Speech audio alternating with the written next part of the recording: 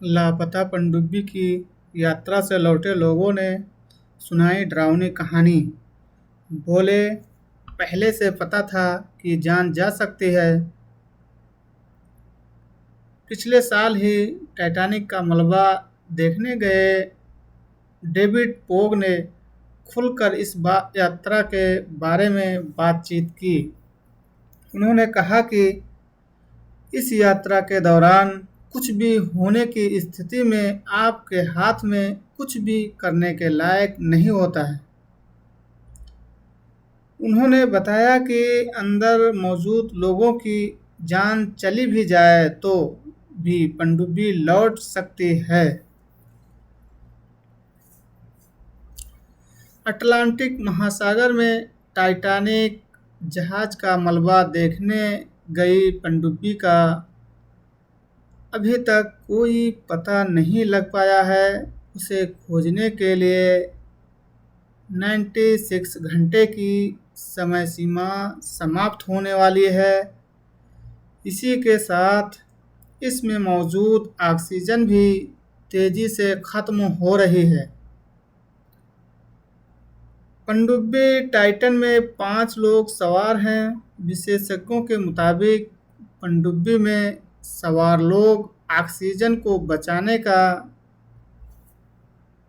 उपाय किए होंगे तो उसकी समय सीमा बढ़ सकती है।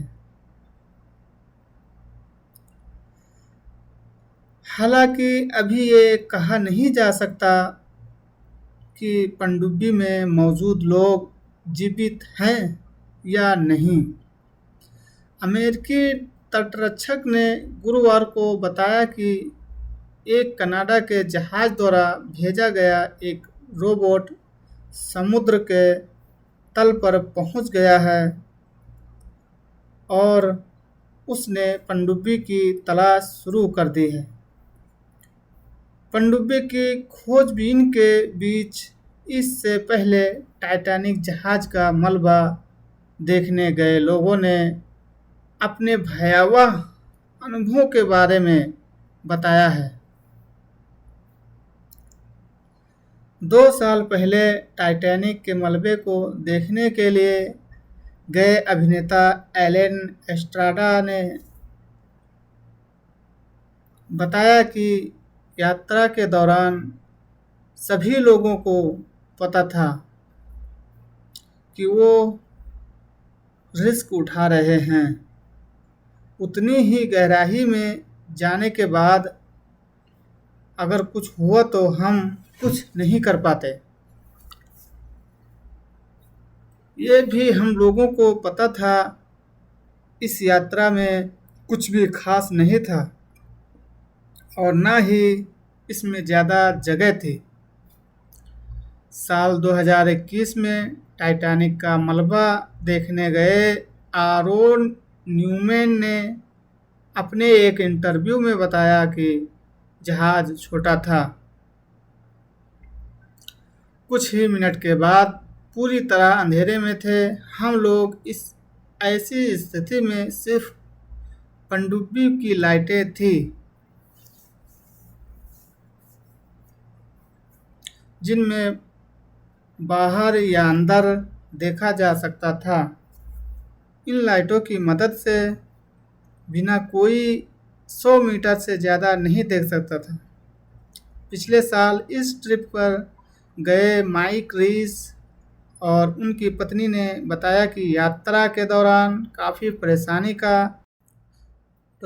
का सामना करना पड़ा। समय कम था और समुद्र में हमारी पनडुब्बी से एक तूफान टकराने लग वाला था, लेकिन हम लोग सही सलामत आ गए।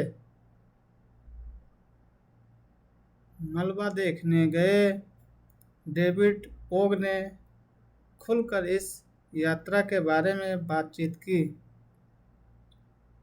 उन्होंने कहा कि इस यात्रा के दौरान कुछ भी होने की स्थिति में आपके हाथ में कुछ भी करने के लायक नहीं होता है। उन्होंने बताया कि अंदर मौजूद लोगों की जान भी चली जाए तो भी पनडुब्बी लौट सकती है। उन्होंने बताया कि 37 फीट नीचे जाने के बाद तकनीकी समस्या आ गई थी, जिसके बाद वापस आना पड़ा था। यात्रा रद्द हो गई थी। वो सदमे में चले गए थे।